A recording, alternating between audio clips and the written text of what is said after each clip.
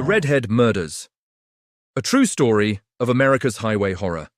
In the mid-1980s, a string of murders targeting red-headed women along major U.S. highways, particularly in Tennessee, Kentucky, and neighboring states, chilled rural communities. Known as the Redhead Murders, these cases involved at least 6 women, possibly up to 12, who were strangled, beaten, or stabbed, their bodies dumped in ditches, woods, or rest stops. The victims, often transients or sex workers, were linked by their distinctive hair color and the killer's nomadic pattern, suggesting a trucker or drifter exploiting America's interstates. Despite a 1985 task force, no one was convicted, leaving a mystery that haunts the open road.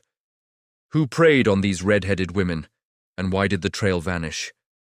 The Redhead Murders are a haunting enigma, a deadly thread woven through the heartland's highways. The killings first drew attention in 1984, when a Jane Doe was found on April 1st near I-40 in Campbell County, Tennessee, strangled and wrapped in a blanket. Her red hair, natural or dyed, became a focal point. Over the next year, more bodies surfaced. Linda Shackey, 23, found February 14th in 1985 off I-75 in Knox County, Tennessee, beaten and strangled. An unidentified woman in Wetzel County, West Virginia, on February 13, 1985, stabbed and dumped along Route 250.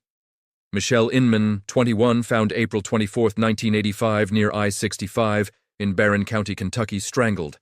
Another Jane Doe in White County, Arkansas, on March 31, 1985, bludgeoned near I-40.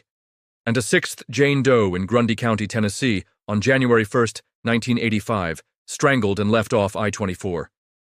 The victims, aged 17 to 35, shared red or auburn hair and transient lifestyles. Some were prostitutes, others hitchhikers or runaways. Bodies were found near major highways, I-40, I-65, I-75, often partially clothed with signs of sexual assault.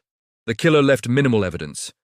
No fingerprints, DNA, or murder weapons, though ligature marks, ropes, belts were common. Dump sites, like rest stops or wooded exits, suggested a killer familiar with trucking routes, able to strike and flee across state lines. In 1985, the FBI and Tennessee Bureau of Investigation formed a task force, linking 6 core cases and suspecting up to 6 more in Ohio, Pennsylvania, and Mississippi. The red hair pattern, though not universal, some victims' hair was dyed, gave the case its name. Investigators focused on truck stops, interviewing drivers and checking logs, but the transient nature of suspects, over 500 questioned, yielded no arrests. A promising lead, Jerry Johns, a trucker convicted of a 1987 strangling, matched the profile and drove I-40, but he died in prison in 1992. And no evidence tied him directly. The case's grim details deepen its horror. The killer targeted vulnerable women, likely charming them into vehicles before attacking. Bodies were often moved, suggesting kills occurred elsewhere, possibly in a truck cab. The Jane Does, still unidentified, had unique traits, a missing tooth, a tattoo, but no missing persons matches. The survivor from a 1984 Tennessee attack described a bearded man, 40s, offering a ride before attempting to strangle her, but her sketch led nowhere. The lack of semen in most cases pointed to a cautious killer using protection. Systemic failures stalled the case. Small-town police lacked resources for cross-state probes, and jurisdictional disputes lost evidence. Clothing, ropes vanished. Victims' high-risk lifestyles led to dismissive policing, with some labeled runaways. Families like Shackey's faced apathy, searching alone. The 1980s had limited forensics. DNA wasn't viable until the 2000s, but degraded remains blocked progress. Media focus on the redhead angle, while catchy may have ignored non-redheaded victims, skewing the count. Theories range from a lone trucker to multiple killers exploiting highways. Some link the murders to other I-40 cases, like the 1990s Bible Belt strangler, but no evidence connects them. Others speculate a personal vendetta against redheads, though dyed hair complicates this. The killings slowed after 1985, suggesting the killer died, was jailed, or moved, possibly to Canada, where similar cases emerged. The true victim count remains debated, as missing women were underreported. The Redhead murders reshaped highway culture. Truck stops tightened security, and hitchhiking waned.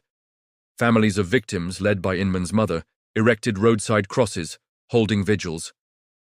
The case, featured in a 2018 podcast and 2020 documentary, spurred a 2019 DNA retest, but no matches surfaced. The Killing Fields Task Force, formed in 2001, monitors related cases, offering a $25,000 reward. I-40's endless asphalt cutting through Tennessee's hills remains a somber path.